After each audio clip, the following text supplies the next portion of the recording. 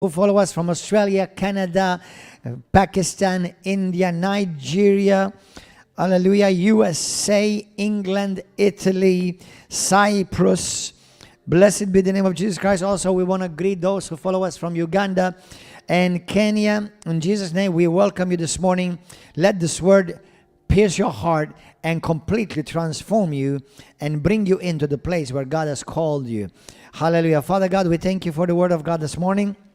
We are ready to receive the word of God, and we believe that we will never be the same again. In Jesus' glorious and mighty name, amen. Blessed be the name of Jesus.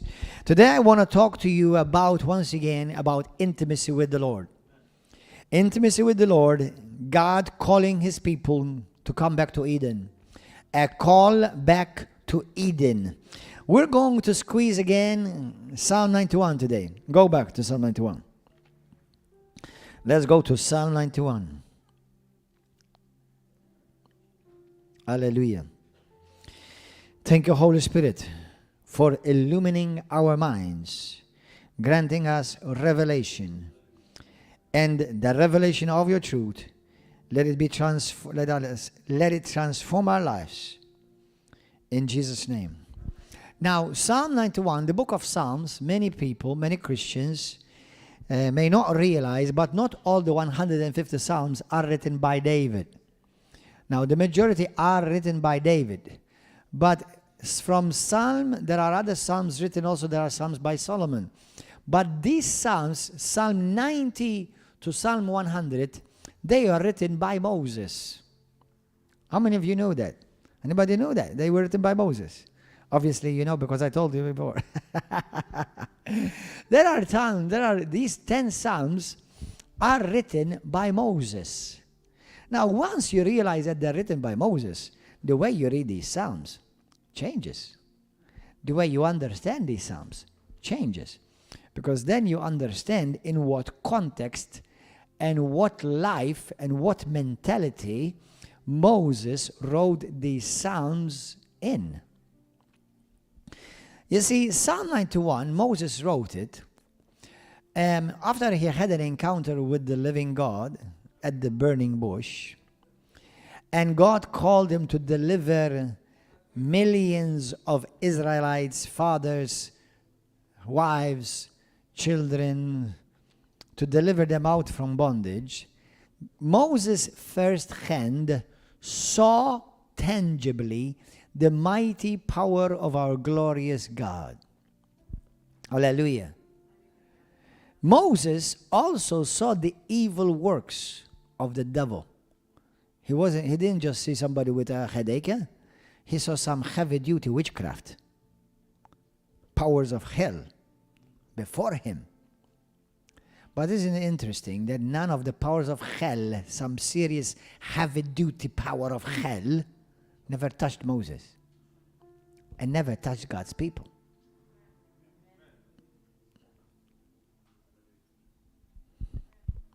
Now, I want to remind you of the word, of the prophetic word which God gave me in 1999, which I shared with you in this past few weeks. Remember when the Lord said to me between 1999 and early hours of the new dawn of the new millennium 2000, when the Lord said to me, an hour is coming and now has come when many of my people will enter the holy place and not come out anymore from it, but they will remain there. They will live out of that. Amen. And it will depend from them. Amen. Now, Psalm 91, I believe, apart from it's written by Moses, but Psalm 91 is a description of the holy place, the tabernacle. Psalm 91 is a description of the tabernacle of God. The word tabernacle means to dwell amongst. In fact, John chapter 1, when the Bible says, and the word became flesh and dwelt amongst us, is the word tabernacled.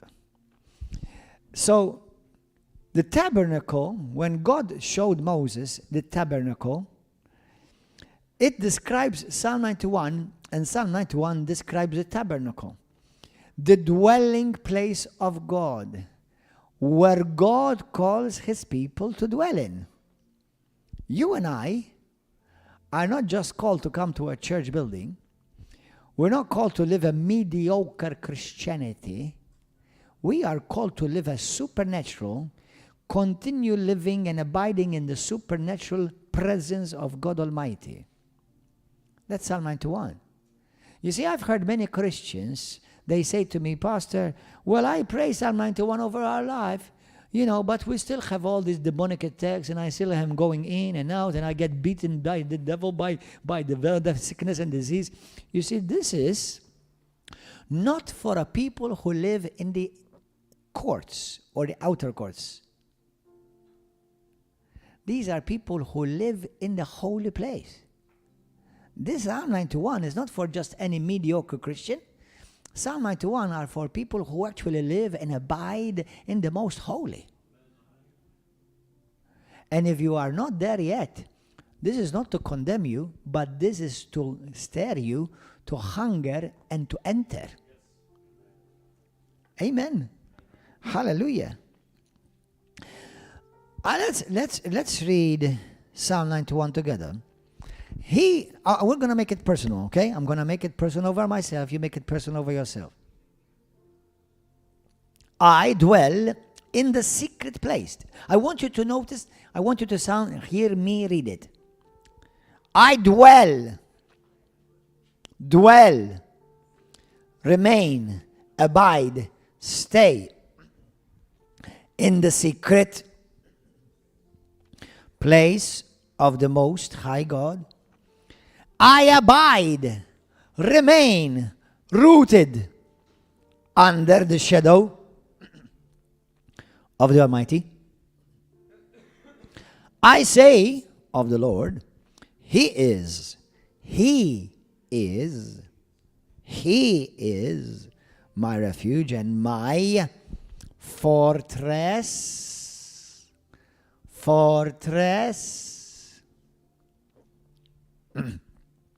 My God, in Him I will trust.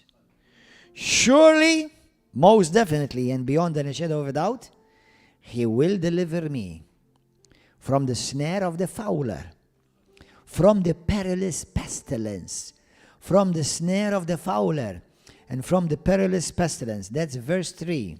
Look what it says in the Passion Translation. He will rescue you from the hidden trap of the enemy. He will protect you from false accusations, and He will protect you from deadly curses. How many Christians constantly run for prayer to have curses broken from their lives? Do you know why? Because they're not living, abiding in the holy place. In the holy place, no curse can enter.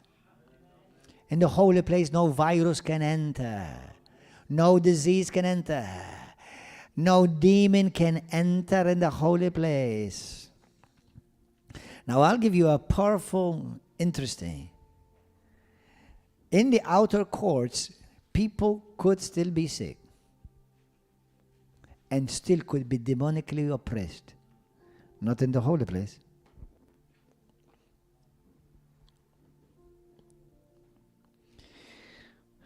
Hallelujah. Let's continue to read the New King James. He shall cover you with His feathers. Feathers, He will cover you with His feathers. And under His wings. Remember, what did I say? The Psalm 91 is a description of the tabernacle. The holy place, there were cherubim who had wings. Whoever entered there, they would be under the wings of the cherubim. What are the cherubim? The cherubim is the manifested presence, glory, shining of God.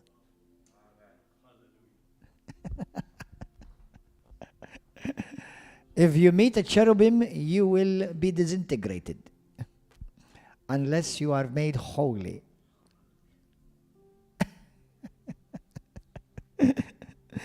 Remember when Isaiah saw the cherubim in heaven and he said, "Wow unto me!" Remember that? He had a glimpse of the cherubim. He said, woe unto me, for I'm a man of unclean lips. That's a scripture that many Christians wake up and claim every morning because their lips are filthy.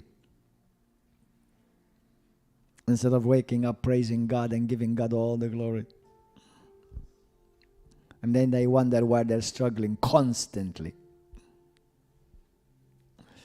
He shall cover you with his feathers, and under his wings you shall take refuge. His truth shall be your shield and buckler. I shall not be afraid of the terror by night, nor of the arrow that flies by day. What does it say in verse 5 in the Passion Translation? You will never have to worry about an attack of demonic forces at night, nor have to fear a spirit of darkness coming against you. You won't fear. I'll tell you what. Once when I was going to Cyprus for the first time, I was sleeping in my bedroom as normally with my wife. We had not had yet any children. But in the middle of the night, about 2 o'clock in the morning, something like that, Satan walked into my room. Now, let me just qualify this message. This message is not for everybody. This message is only for true people of God, people of covenant, and people who love and hunger for God. The rest, this is not for you. Satan walked into my room, and he was tall, he had a pointed head, and he had a scar on his head, but he was all dark. And he said these words to me. He said to me, I can't touch you because of the anointing that's upon your life. That was during the night. Now the devil may try to intimidate you, and he always uses lies. But he will try to make you buy his lies, and the moment you buy his lies become your truth. That's a powerful revelation there. Satan will try to bluff you. I'm going to kill you. I'm going to hurt you. I'm going to make you sick. And the moment he said, oh no, pastor, you know what the devil said? He's going to, please. No, hold on. You've agreed with him. It's useless for me to pray for you right now. You have agreed with him.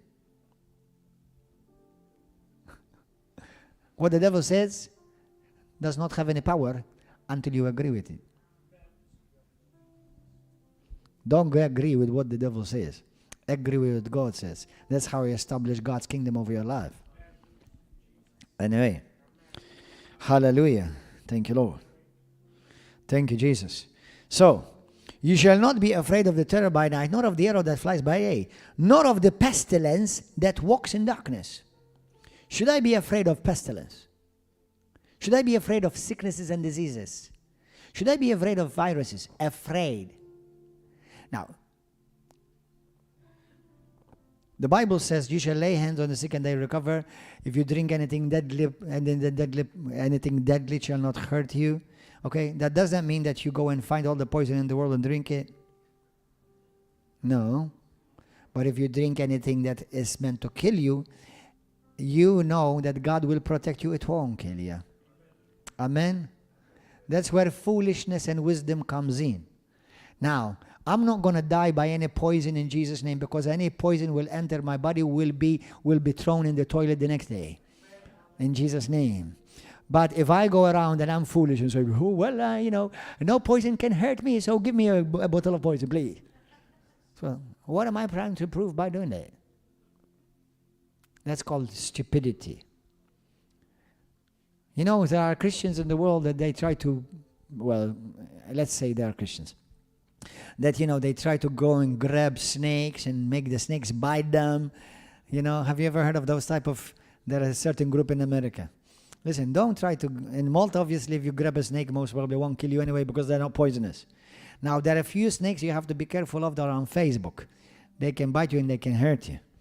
Okay, but some of them are in parliament as well. Okay, some even make themselves professors, and some others they appoint themselves scientists. Hallelujah. But anyway, so be careful. They're snakes. But all you have to do is just, if you're anointed by God, just shake it. Just shake it off in Jesus' name. Hallelujah. But here, look, for those who dwell in the secret place, for those who hunger for God, for those who live set apart for God, for those who are intimate with the Lord Jesus Christ. The Bible says, nor of the pestilence that stalks in the darkness, nor of the destruction that lay waste at noonday. 1,000 may fall at your side, 10,000 at my right hand, but no matter what comes, it shall not touch me. In the book of Luke, chapter 10, verse 17, the disciples returned back rejoicing. He says, Lord, to verse 21, he said, even demons are subject to us in your name. And he said to them, behold, I have given you power and authority to trample upon scorpions and serpents and over all the power of the enemy, and nothing from the enemy will be able to hurt you or touch you. But that's not for anyone who is just a churchgoer or a casual Christian. As a matter of fact, every demon I've ever casted out was always out of a Christian. Did you know that? How did that manage to happen? You see, if you hang out with him, he'll come in.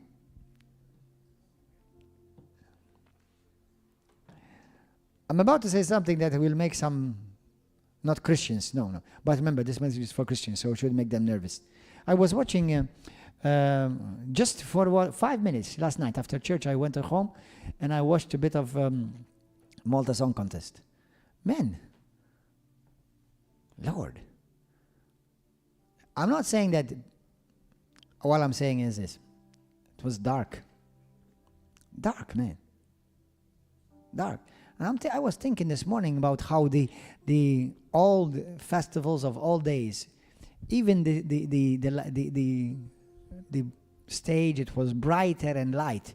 Now everything is dark, black and dark. Blah. Even makeup is dark, apart from half-naked women.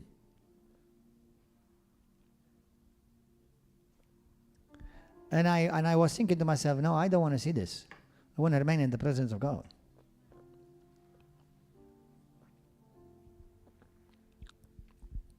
Anyway, hallelujah. It's sad, but this is the life we live. Well, no, sorry. This is in the world we live, but that's not the life you have to live. We are called to live in the tabernacle of God, where God's presence constantly dwells. Which, in a sense, which is a truth, you are the tabernacle. Did you know that? You are the tabernacle of God. Now, 7, 1,000 may fall at my side, 10,000 at my right hand, but it shall not come near me. Only with your eyes, I will only see these things with my eyes, and I see the reward of the wicked. Many people don't realize that there's a reward coming to them. And even if they hide, it will find them. Because you have made the Lord, listen, I have made the Lord my refuge. My refuge, my place of safety, is not a geography, is a person.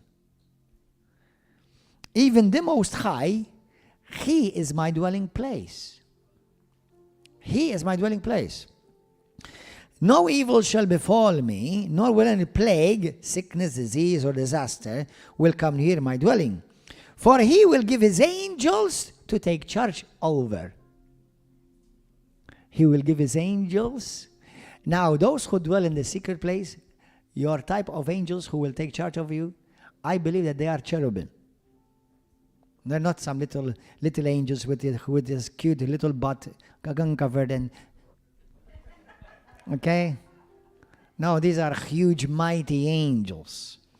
They live, they breathe, and when they flap their wings is the glory of God. Because you live in the dwelling place of God Almighty. And the devil will not dare come near you. Why do you think when Jesus walked the streets of Jerusalem, just by His presence, demons would scream? Do you know? Son of God, why have you come to torment me? I haven't said a word yet, but your presence is tormenting me. Why do you think Peter the apostle, when he walked in the streets of Jerusalem, his shadow, whoever was hit and his shadow fell upon them, they would be instantly healed? Why? Because the thing is this, you see. For those of you who believe in cessation, that means the gifts and the miracles and the supernatural have passed away. For you, it's true. For me, it's a lie. My God has not changed.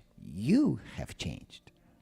You have chosen to live in the area of compromise, the outer courts, or some call it the inner courts, which is called the courts that surround the tabernacle, where you enter and you are being made consecrated and set apart and made holy.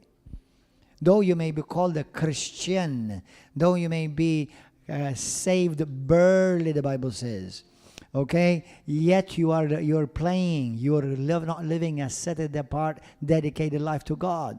So to you, no power of God is expected. For those of you, now listen to this, for those of you who enter the place of the holy place, there is no sense of fear there. Anyone who walks in fear, if you call yourself a Christian and you walk afraid of anything, including COVID, Corona, even Corona beer. Now, you should be afraid of Corona beer. Apart from it stinks, it's not good for you for Christian. All beer stinks for me. All Christians should not drink beer for the rest of their life. They stink when you drink beer. Anyway, I never dated a girl that drank beer.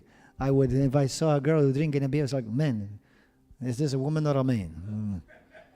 It always put me off when I saw a woman drinking beer. But anyway, hallelujah. So, and I never liked beer. It stinks. I don't know why people like beer. But anyway, I don't know why I'm talking about that. Hallelujah. Hallelujah. But anyway, so, hallelujah. So, let's continue. For he shall give his angels charge over you to keep you in all your ways, in all of your ways. In their hands they will bear you up, lest you dash your foot against a stone. Do you see his supernatural protection constantly? Are you understanding this is the tabernacle. Moses is writing this. Having come out of Egypt, they delivered them by his mighty hand.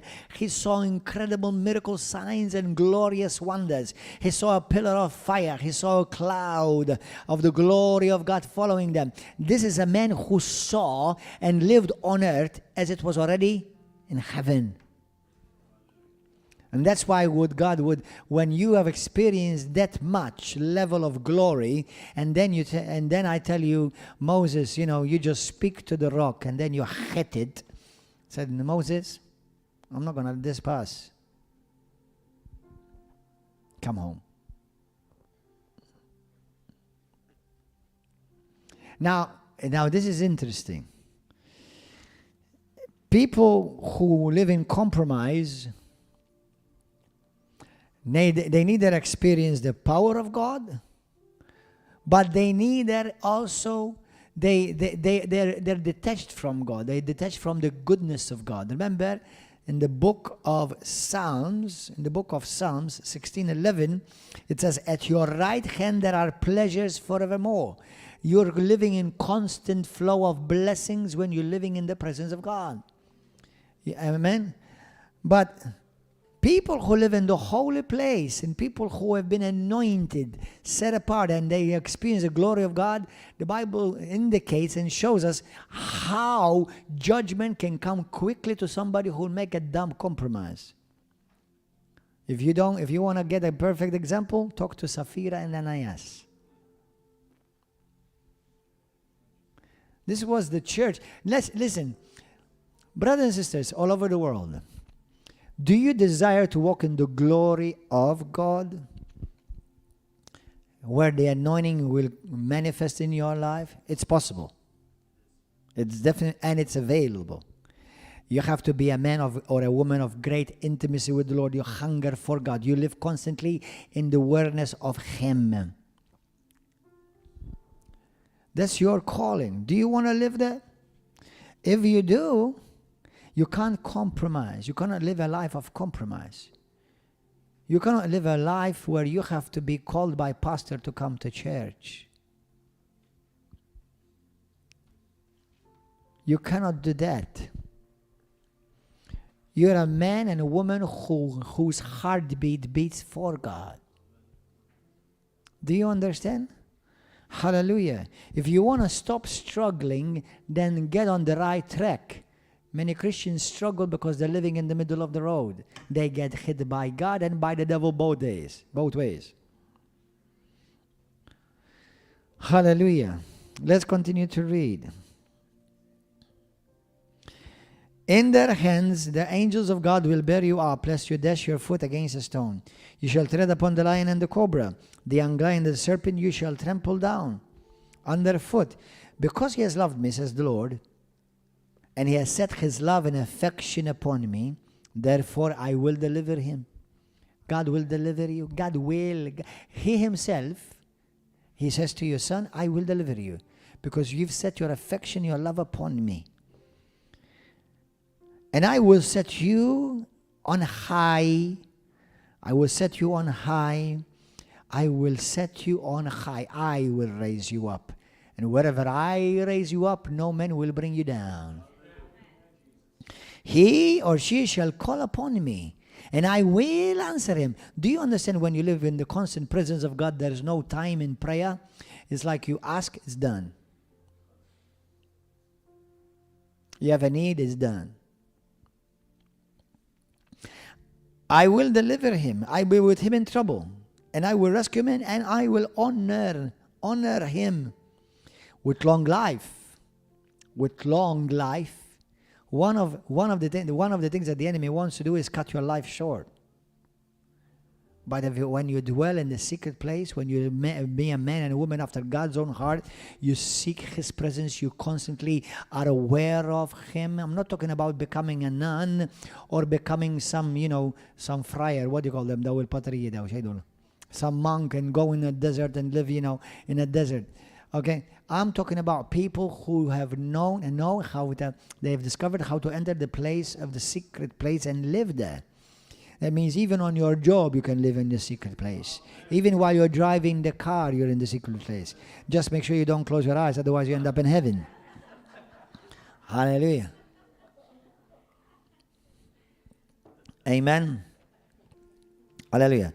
Now I want you to go to the book of Hebrews 8. Thank you, Lord. Somebody's being healed right now. Somebody's being healed from an ulcer in your stomach. The presence of God is manifesting over you right now. Somebody's being healed from ulcer in the stomach right now in Jesus' name. Hallelujah. I believe also somebody on YouTube or Facebook who's following this online, you're being healed from an ulcer in your stomach. You've had a lot of pain, and the Lord is healing you right now. You're going to be able to eat perfectly everything your heart's desire. In Jesus' name, in Jesus' name, in Jesus' name. Hebrews 8 verse 1. Now listen to this. What many people don't realize is that the tabernacle of Moses or of Solomon is a copycat, a photo, an example of what heaven looks like. How many of you knew that? Many Christians have asked, what does heaven look like? The Bible gave a copy for us to have an understanding of what heaven looks like. Do you understand? For us to have an understanding now, I'm not telling you that he's giving us a perfect picture, because the Bible says there are things that our eyes have never seen in this life. Okay? But we definitely have an understanding how heaven is divided. Okay? Look at this. Hebrews 8:1. Now this is the main point of the things which we are saying. We have such a high priest who is seated at the right hand of the throne of the majesty in heavens, a minister of the sanctuary, and who is Jesus is the minister. He's the high priest, serving where? In the sanctuary, and the true tabernacle, which the Lord erected, and not men. What is this tabernacle? For every high priest this was now under the old covenant, every high priest is appointed to offer both gifts and sacrifices. Therefore, it is necessary that the one also having something to offer, that this one. For if he were on earth, he would not be a priest, since there are priests who offer the gifts according to the law. This is under the law, under the old covenant, because today in the new covenant there are no longer the office of a priest. We are all now called priests and kings. There is no such thing as you become a priest. For all beloved Catholic friends, if you've never heard this, let me remind you this. For you to become a priest under the old covenant, you had to be by force from the tribe of Aaron, a Levite. So not anybody could become a priest. So the Catholic priesthood, is false. There is no such thing as priesthood as an office in the New Testament. Now we have the ministry of priests in the New Testament, because the ministry of the priest was to minister to God. It's not just the priest now who ministers to God like the Old Testament. Now all the people of God minister and worship God. For such is the Father desiring. For such is the Father looking for and searching. For those who will worship God in spirit and in truth. John 4:23 through 25. Amen? So that's what the Bible says. Amen? If you go and see this, go look at this quickly. 1 Peter chapter 2, verse 9. Look at that. Look at that. Beloved brothers and friends, Catholics, look. But you are a chosen generation, a royal priesthood, and a holy nation. A royal priesthood means you're a kingdom of priesthood. His own special people, that you may now proclaim the praises of him who called you out of darkness into his marvelous light. Revelations 1:6 says the same thing. Look at this. Revelations 1:6 it says, and God made us kings and priests to his God and Father. To him be glory, dominion forever and ever. Amen. Amen.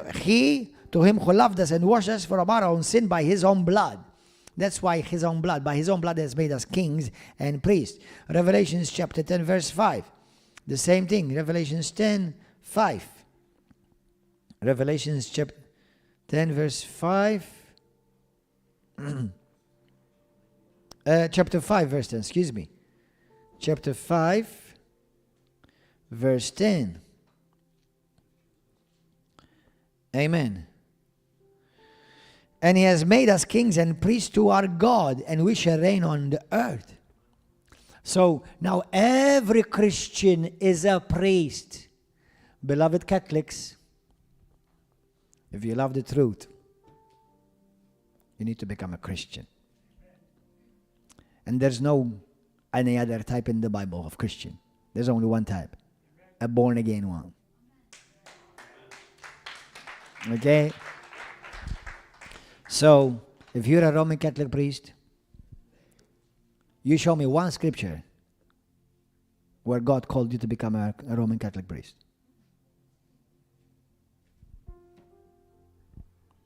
Today in the Bible says that He's got established in the new church, in the new covenant, apostles, prophets, evangelists, pastors and teachers. And in the local church, ministry of helps, deacons and elders. Anyway, just an extra note for no extra charge. Hallelujah. Praise God. Hallelujah. Now go to the book of Hebrews chapter 9. We were in book of Hebrews chapter 8. Oosh. Let me see. Chapter 8. Let's continue to read. Verse 3. For every high priest is appointed to offer both gifts and sacrifice. Therefore it is necessary that this one, Jesus Christ, also have something to offer. For if he were here on earth, he would not be a priest, since there are priests who offer the gifts according to the law, who serve the copy and shadow of the heavenly things, as Moses was divinely instructed when he was about to make the tabernacle. Look, Moses was divinely instructed. For he said, for God said to him, see that you make all things according to the pattern shown on the mountain.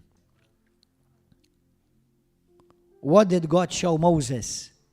He showed how the tabernacle of God in heaven looks like. And he told them, Moses, make sure you make a perfect copy.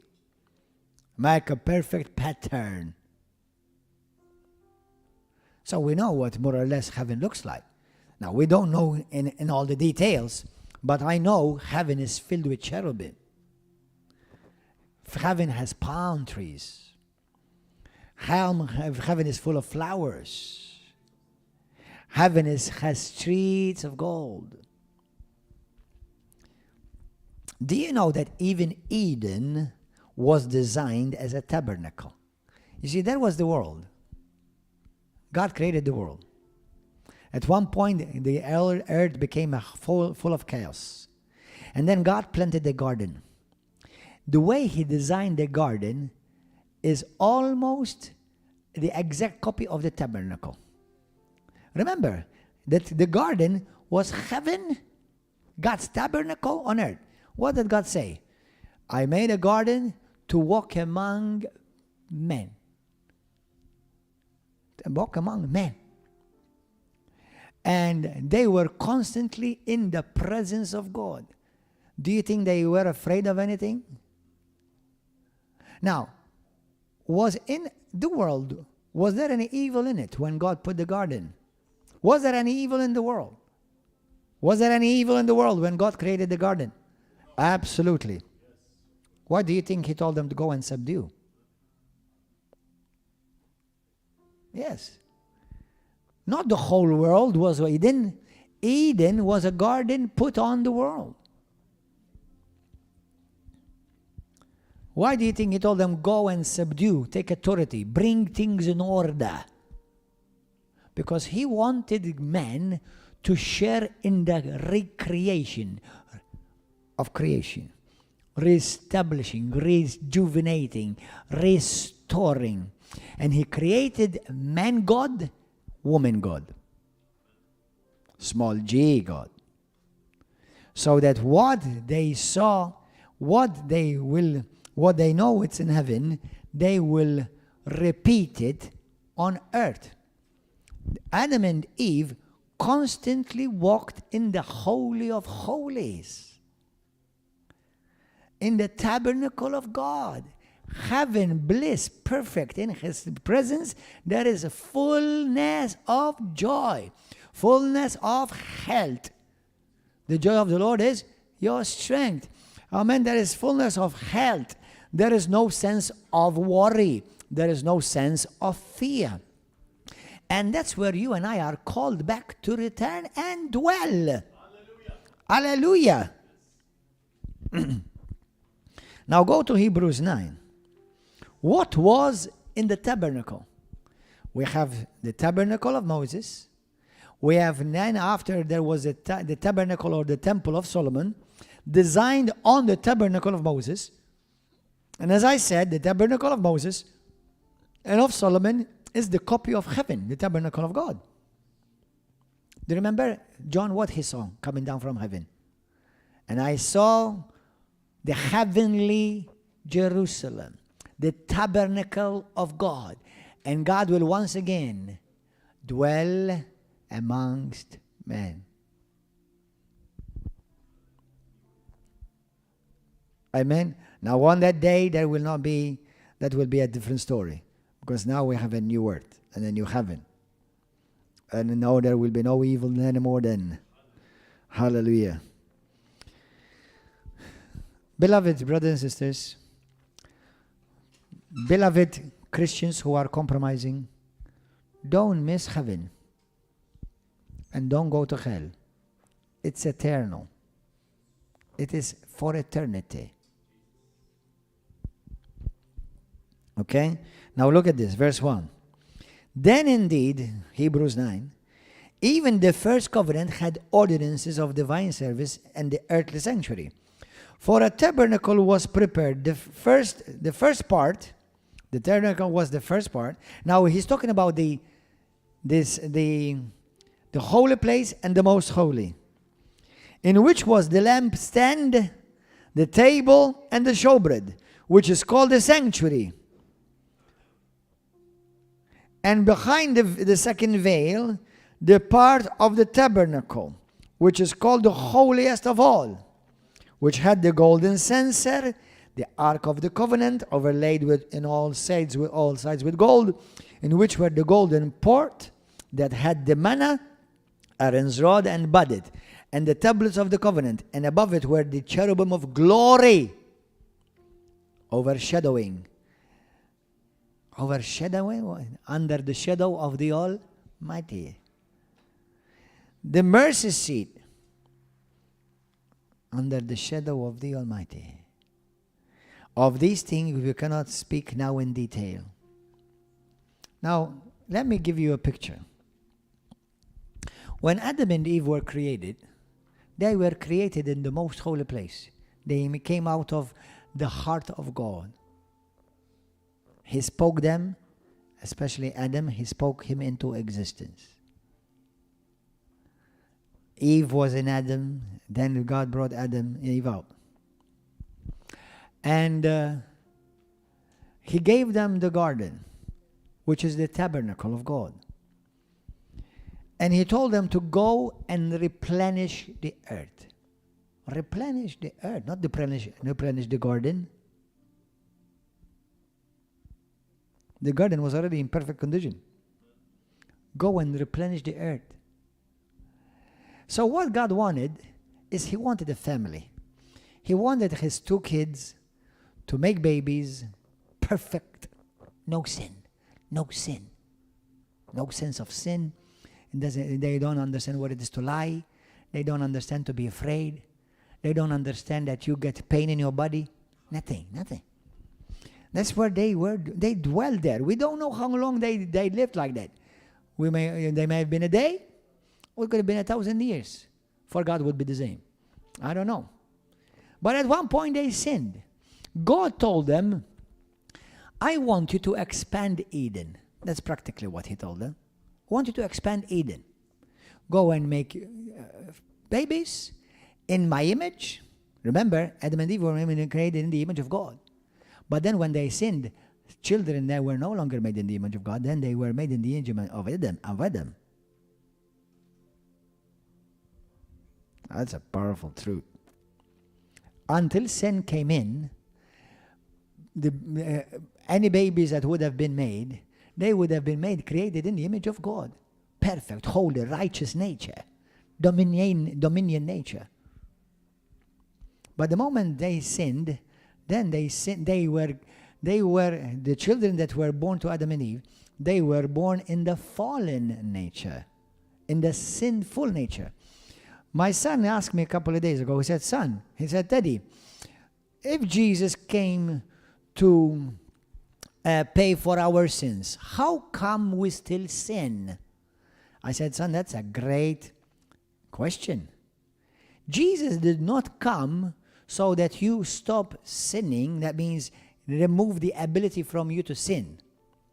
Jesus came to give you a new nature. That's why you must be born again. And when you're born again, you're born from above. You are refathered.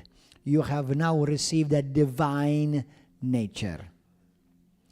So now he gives you the ability, not now are you only forgiven of your sin, but now you've been given a nature of God, righteous and holy, so that now you can at any time say no to sin. Because any living being, in order to be a living being, has to have freedom of choice. Adam and Eve were given freedom of choice. They did not have to sin. But the moment they sinned, they lost their nature. Now Jesus came. Jesus is the second Adam. Sorry, he's the last Adam. He's the last Adam. And when Jesus came, guess what? In 1 Corinthians 15, 44 to 48, he's called the last Adam. So guess what? Jesus brings us back to Eden, where we can live constantly in the presence of God. where we live constantly in the manifested presence of God. That's why Jesus said, the works that I do, you shall do also. Because now you live in the holy place. The holy place now is Jesus. He is the tabernacle. You know, Roman Catholics believe, they say this, that Mary was the second ark of God. Mary is the ark of God. What do you all think? True or not? True. But not the only one. Mary became the ark of God because Mary, you see, listen, God Almighty did not fit in the box, okay? But we know that the box carried the presence of God. Okay?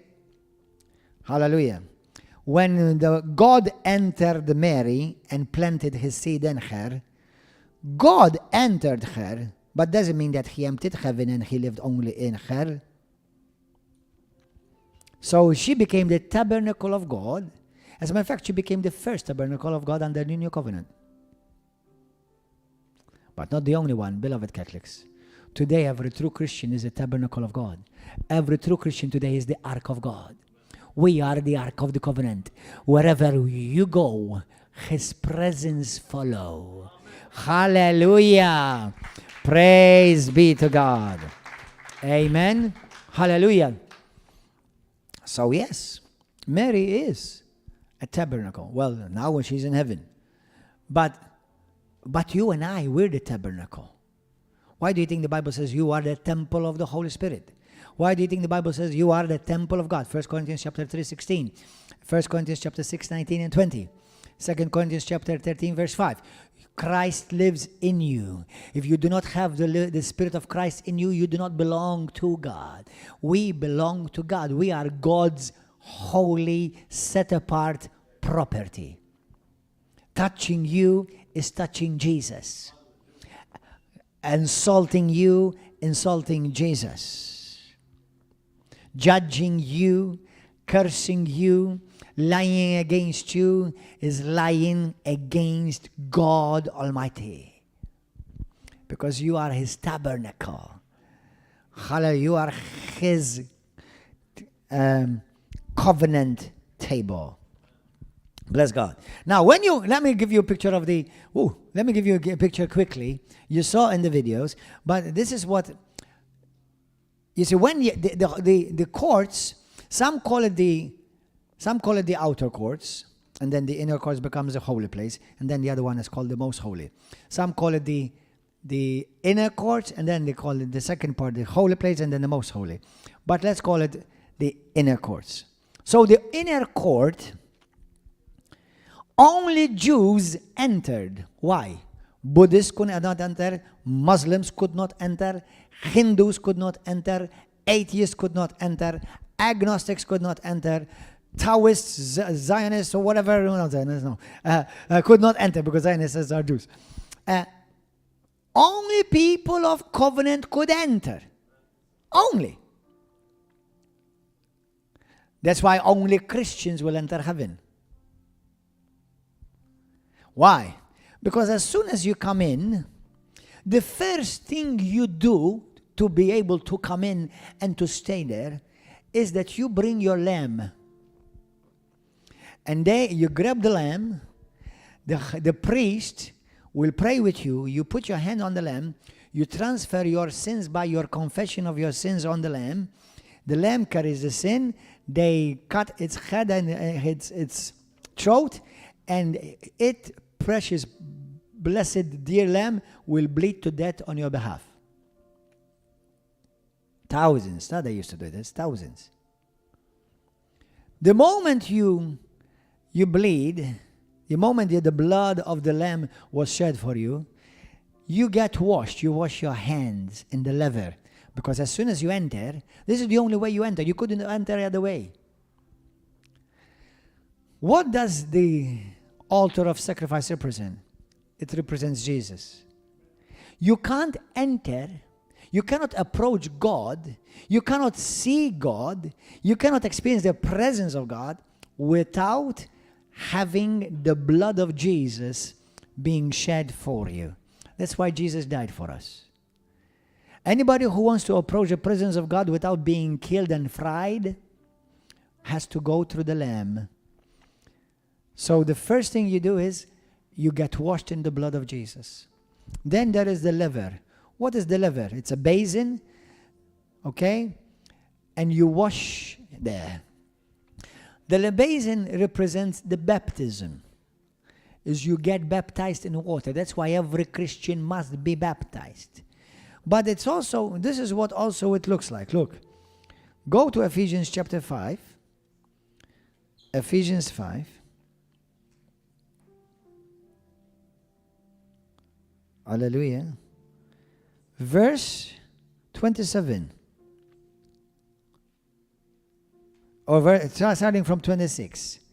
That he might sanctify and cleanse her, the church, with the washing of the water by the word, and that he might present her, the church, to himself a glorious church, not having a spot or wrinkle or of any such thing, but that she would be made holy and without blemish. When you are born again, when any baby is born, what happens before a baby is born? The woman, the mother, breaks water. When the water comes, we know the baby is coming. Now, interestingly, now that is, you see, when the word of God is preached, the Bible says, unless you are born of the Spirit and of water, you cannot enter the kingdom of God. Isn't that interesting? You cannot enter then. First he says, unless you're born again, you cannot see the kingdom of God. And then unless you're born of the Spirit of water, you cannot enter. So when somebody is born again, first he hears the word comes first. And then the Spirit of God takes over, and then you're born again supernaturally. Then you move on to the second part of the tabernacle. So we've got the first tabernacle. The first tabernacle was surrounded with, at first they used to do skin of animals. Then there was, by the time they used to make linen cloth, okay? Now look, the skin or the linen represented flesh, which separated the outside world from the inside world. Brothers and sisters, those who are on the outside world, they live in the flesh. Those who are on the inside, they lived in the Spirit. Now, so you're entering the table, you're entering the tabernacle, you enter through the blood, you sacrifice the blood, you sacrifice the lamb, you get washed, and now you move on. This is where many Christians stop. Many Christians stop there. That's not where you're called. That's where you enter. You see, you cannot be married just because you've had a date. You have to get to know her. You want to enter. You want to be with her, not just introduce yourself and have a coffee with her. Okay? The moment you've entered, you've just been introduced with God. Now, a powerful revelation the Lord once gave me. This is where God says, I've paved the way for you. I died for you so that you may enter. From now on, if you want to enter the Holy of Holies, now you start dying for me. Now, so the second part of the tabernacle is where you go into a room, you've got depicted palm trees, flowers of a certain type, and you have cherubims surrounded all over the walls. Because that represents the Garden of Eden that was surrounded by cherubims. So what God was telling his people constantly, come back to Eden. Come back to Eden. I'm giving you an example. I'm giving you a copy of what Eden is like. It was surrounded with cherubim. And a day is coming where you can enter and never have to leave again. Okay? So you enter the second room or the second level, and you come to a place where you find the menorah, the candlesticks, with 7 candlesticks, which represents the Holy Spirit. You cannot enter the holy place without the Holy Spirit. The Holy Spirit is not sent to you just so that you speak in tongues. The Holy Spirit is sent to you to make you holy.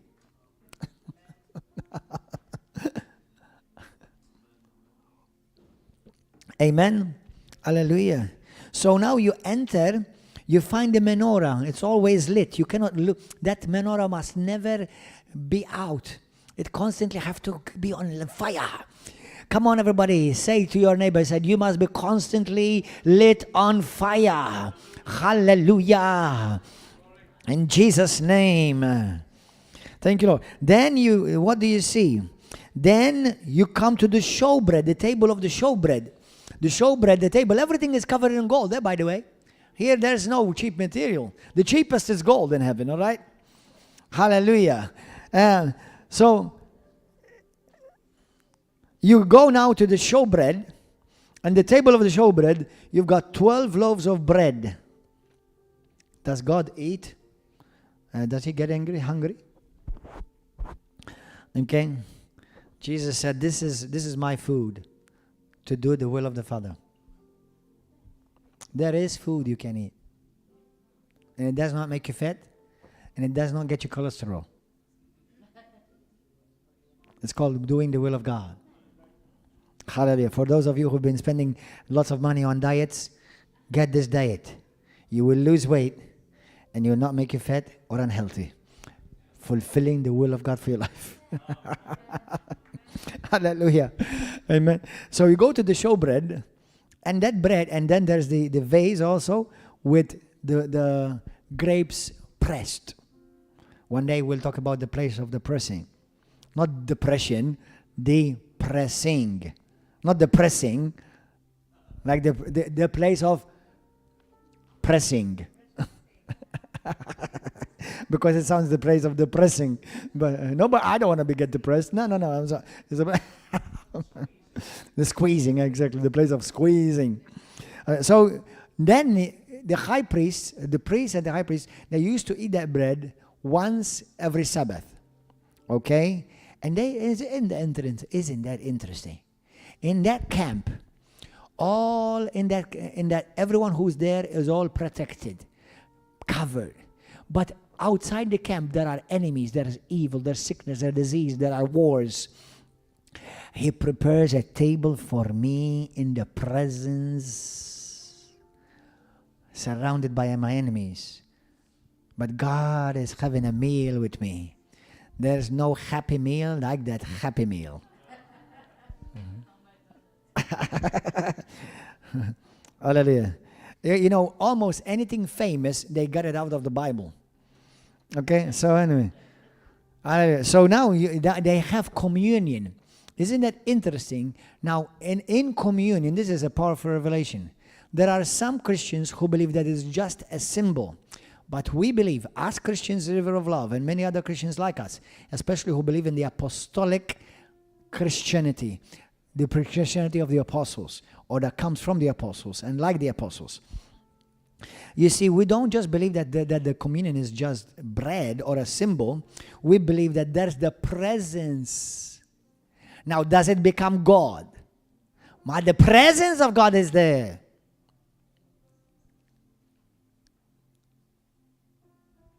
Now, you've lit the candles, or you've gone to the candles. The light is showing, the candle of the light is showing you the way.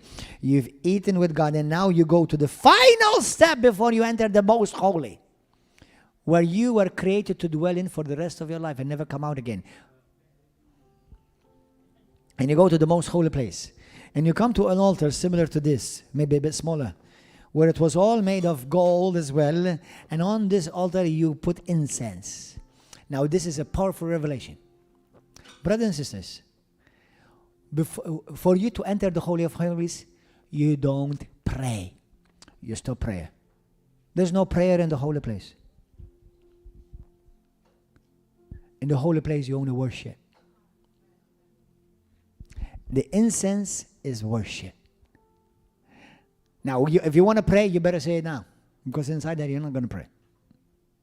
So, Now, isn't it interesting? Psalm 100, which is written by Moses as well, says, enter the gates with thanksgiving. Enter his courts with praise. But enter the Holy of Holies with worship. You see, the 9th Psalm 91, I never saw this. I only saw this just last 2 weeks. I thought I knew everything. And every day God shows you another part. Come to me, and I will, and ask of me, and I will show you things that you've never seen. I've been claiming Psalm 91 for I don't know how many years. Now I've noticed, I've realized Psalm 91 is a tabernacle. Do you want Psalm 91 to work in your life? You must dwell.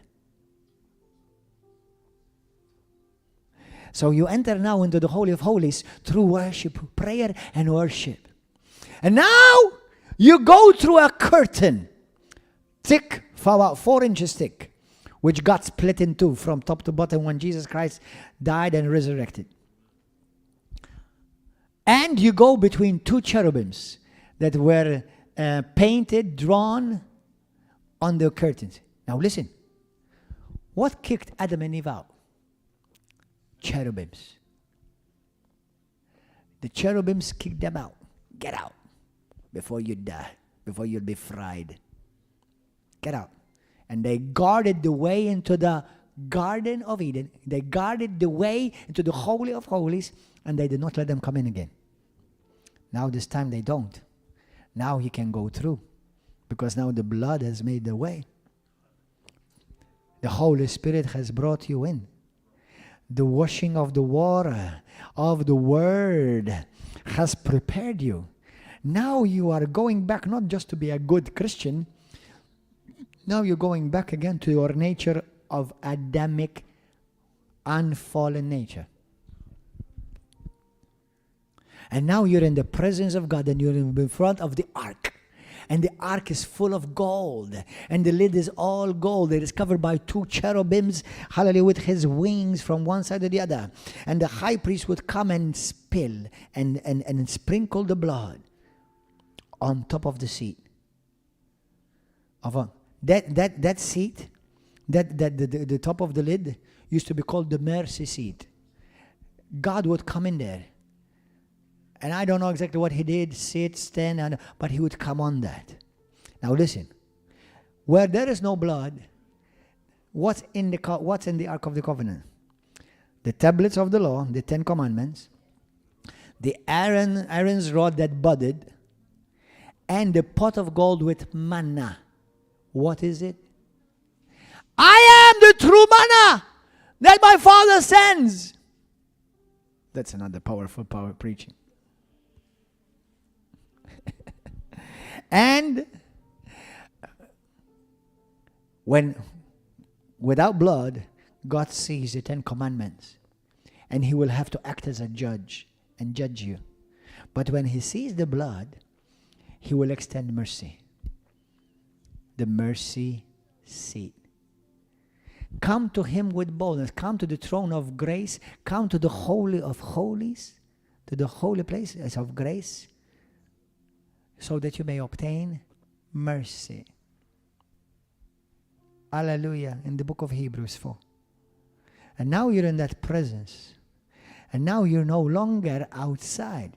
Now you are finding your fulfillment where you've been created for. What you've been created for.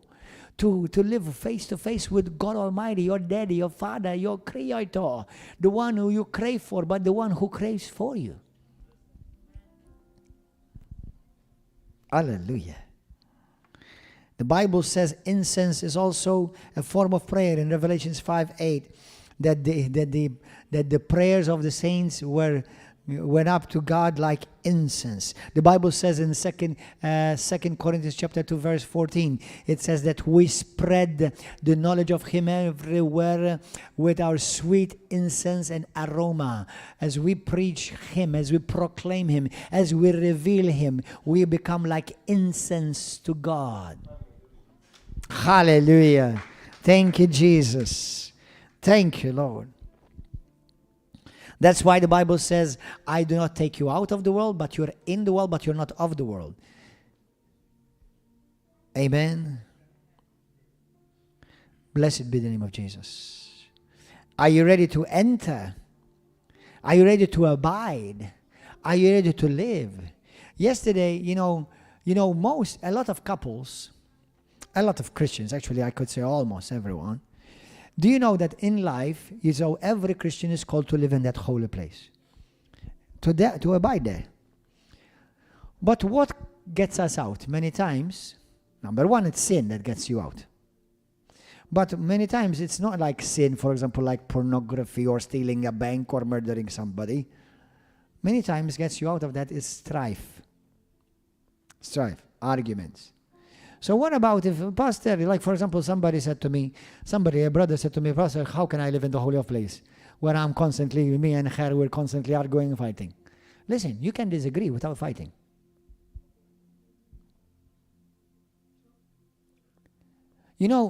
Just because you disagree with your wife or your wife disagrees with you or your husband disagrees with you, you disagree. Number one, remember, you're two different people. Hello. Okay? But you don't have to sin. You can still, the Bible says that in the holy place, in the secret place, no evil, unclean tongue will enter. So you can disagree without getting vile, becoming vile. You don't have to throw words at each other. Because apart from that, sin makes you sin. That goes out, that makes the presence of God like disappear from above you. So just disagree. Honey, I'm sorry, I don't agree. That's it. Okay? So don't let the devil get you into strife. Maybe with your boss. Maybe with your children. No, I don't want to get into strife. Because strife is going to cost me. Now, yes, and if I sin, you see, when you sin, what happens? When you sin, you have to start over again. Go through the blood. That's what's asking God for forgiveness. Getting washed by the water. Amen. Seeking God. And becomes another process. But God has called us to abide there, not just visit there. Or go in and out and in and out. So, it's okay. You can. Listen, brothers. When my son asked me, Daddy, if Jesus died for our sins, how come we still sin? Because you still have the power of choice. You can sin if you want to. But guess, let me give you some powerful news. You may not sin if you don't want to. Because now we've been given the nature of the last Adam. And there's no sin in that nature. That's why the Bible says in one of my favorite top scriptures, Romans 8 verse 10. It says, even though our body is dead because of sin, what was the outer courts? Dead skin. Yet our spirit is alive because of righteousness. Don't let sin get on the inside. A Christian dies when sin gets on the inside.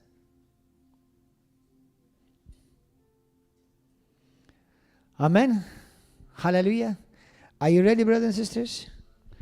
Shall we pray? Shall we heed the call? Thank you, Lord.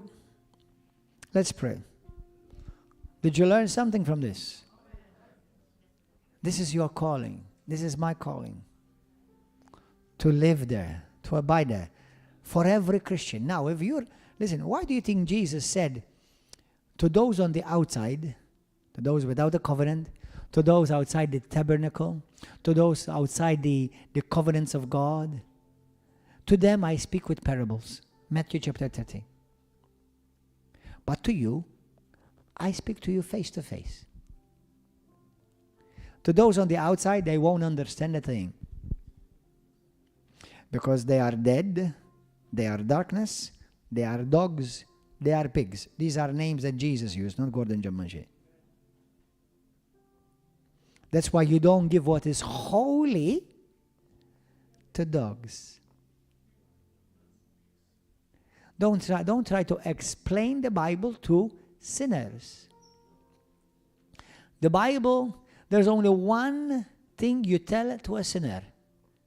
Be born again. Repent. Turn from your life of sin and being an enemy of God and become a friend of God by accepting his offer of invitation. He's inviting you to come in, to be part of his family, to worship him, to serve him, to know him intimately. Are you ready to be saved? If you are a sinner, if you've just been religious, I don't care whether you are the bishop, the pope, or the priest, or the pastor, or the evangelist, it doesn't matter. There are many people serving God in a religious format, but they've never been born again. They've never experienced God. If you live in fear, you will not live in the presence of God. But if you live in the presence of God, you will never live in fear. If you live in sin, you will never live in the presence of God. But if you live in the presence of God, you will never live in sin. If you live oppressed, possessed, or demonically oppressed, you're not going to be able to enter the presence of God. You need to be first washed, sanctified. But if you live in the presence of God, no demon can touch you. I'm not trying to impress anyone, but I've seen thousands delivered from demons. Thousands. And because of the grace of God, and because of this truth which I shared with you, all these years, not one demon ever touched me. I'm not the only one. There are thousands like me. I believe many of you are like that. Now, have they tried to lie? Of course, the devil will try to come and whisper and lie in your ears. He tried it with Jesus. He was the walking tabernacle of God on earth. What did Jesus say? It is written. He's a liar. He's a murderer. Amen. Don't give heed to what the devil says. He will try to bully you or intimidate you. Don't give heed to what he says. Amen. But if today you're a sinner, you're not saved yet, you're not born again yet, this is your time to be born again. How? Repent from your sin. That means turn away from your lifestyle of sin and be reconciled to God. Let Jesus come into your life and you surrender your life to him. Do you believe that Jesus is the Son of God? Do you believe that he died for you on the cross? And on the third day he rose again, victoriously, in the body, in the spirit as well. Do you believe that? If that is yes with you, then say this prayer with me. Anybody here today want to give your life to Jesus for the first time? Hallelujah. Say this prayer with me. Everybody say this with me. Say, Heavenly Father, thank you for your word. Thank you for Jesus Christ. Thank you for your love. My Lord and my God, I recognize I'm a sinner and I'm lost without you. Heal me, Lord. Deliver me, Lord. Break every bondage of the enemy from my life. Today I choose to say yes to Jesus and no to the devil. Jesus, come into my life. Be my Lord, be my Savior, be my Master. Wash me clean by your precious blood which you sacrificed for me on Calvary, and cleanse me by your word and by your Holy Spirit. Use me for your glory, Father. And from now on, I want to serve you all the days of my life. Holy Spirit, lead me and lead the path before me, so that I may enter into that place which you've called me to live and abide and dwell for the rest of my life, the holy place. Today I belong to Jesus. I'm a child of God. I belong to you, my Lord. I worship you and I magnify your holy and glorious name in Jesus' mighty name. If you said that prayer, you are saved. Today you're inside. You're part of the body of Christ. You're part of the family of God. You're part of the covenant of God. Today your name is written in the Lamb's Book of Life, and now the Lord wants you to move on. How? Read the Word of God. Let the Word of God cleanse you. Listen to preachers on this channel. Subscribe and like our channel. Share these messages, especially with Christians. And if you live in Malta, come and be with us here every Wednesday and Saturday service, full gospel service, 7 p.m. and on Sunday at 10 a.m. If you live in another country and you don't have a good Bible, powerful Holy Ghost church where you can attend and be part of, write us and we'll help you find a church around where you live. For all of you Christians, everybody stand up. How many of you are ready to walk into that holy place and live there, really? Listen, the Bible says, no strife of tongues will enter the secret place. Many Christians, this is the area they sin.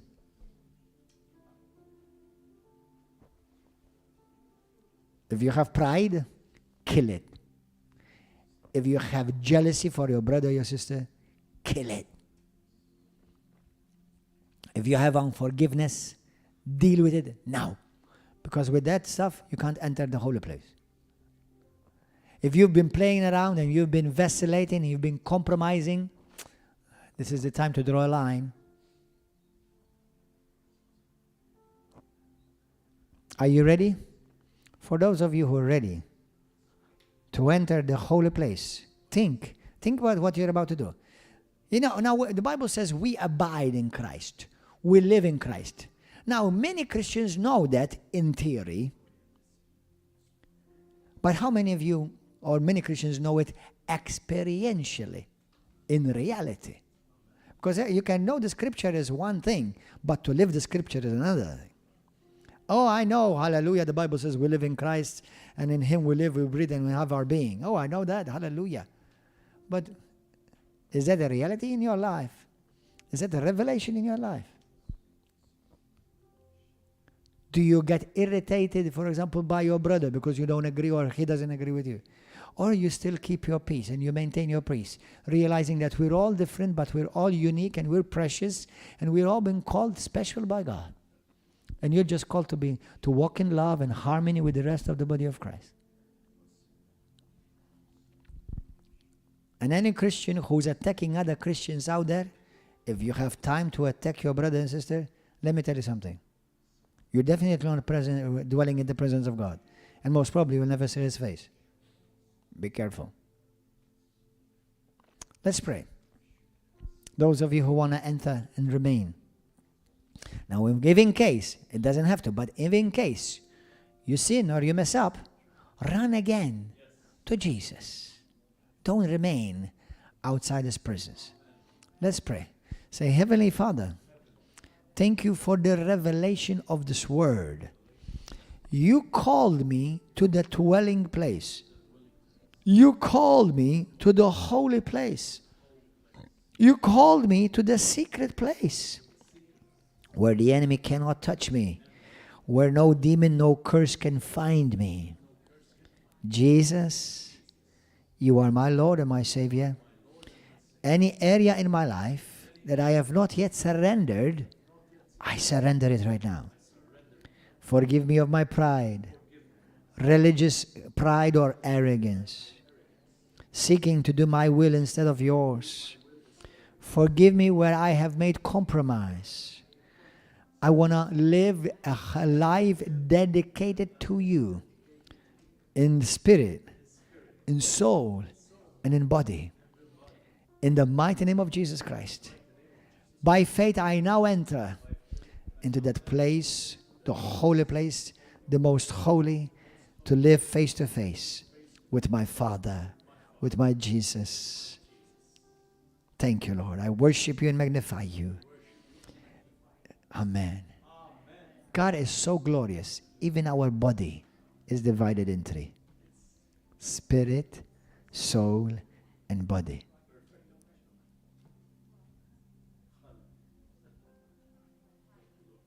Thank God we are Christians. With all due respect and out of love, unless you've experienced my Jesus, no Muhammad can compare to Jesus. No Buddha can compare to Jesus. No Krishna can compare to Jesus. Nah. No religion. No church association. Now I believe in church, and I believe in apostolic authority, and I believe in church authority. But none of that. All of that is supposed to help you get in, not the other way around. Hallelujah. God bless you. Somebody is being healed right now from chest pains. Somebody right now, you just been healed. The Lord is touching you. You have chest pains in Jesus' name. The Lord is healing you right now. Thank you, Lord, for healing that brother from chest pains in Jesus' name. Somebody right now, you're crying because you feel the presence of God all over you. Thank you, Lord, for healing ligaments. Ligaments be healed now in the name of Jesus. Eyesight be healed now in the name of Jesus. Put your hands on your eyes softly. Put your hands on those of you who want to be healed from eyesight or lack of sight or blurred vision. Lord, I thank you for healing eyes right now. In Jesus' name, I decree perfect vision in those eyes. We receive perfect vision in the eyes. No need for reading glasses. No need for any type of glasses or contact lenses, Lord, because you are the one that gives us perfect vision. You came to open the eyes of the blind, both spiritually as well as physically. So we receive the healing power of God right now. Thank you, Lord God, for nerves being healed, joints being healed. Thank you for cancer disappearing right now. Somebody's being healed from cancer. I speak to that cancer. I send the power of God, the word of God to you. Cancer, go! Leave in Jesus' name. Demon that was causing that cancer. A demon was causing that cancer. I command that demon of cancer to leave you in Jesus' name. Right now. Right now. In Jesus' name. Somebody's flesh. You have a flesh disease. Somebody has a flesh disease. You're being healed from flesh disease, skin disease. Thank you, Lord, for healing that skin disease. In a few days, you're going to see your skin normal, fresh, like a baby skin. In Jesus' name, the healing power of God is touching you right now. The presence of God is all over you right now. Worship Him, thank Him, receive by faith. Start thanking the Lord right now. And send us your wonderful, glorious testimony. And let us glorify and magnify the King of Kings. In Jesus' name. Thank you, Father. Give you praise and glory. God bless you. Please like our channel, subscribe to our channel, and share this message.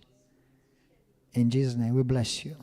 May you continue to dwell in the presence of God, and may the presence of God go everywhere with you. In Jesus' name.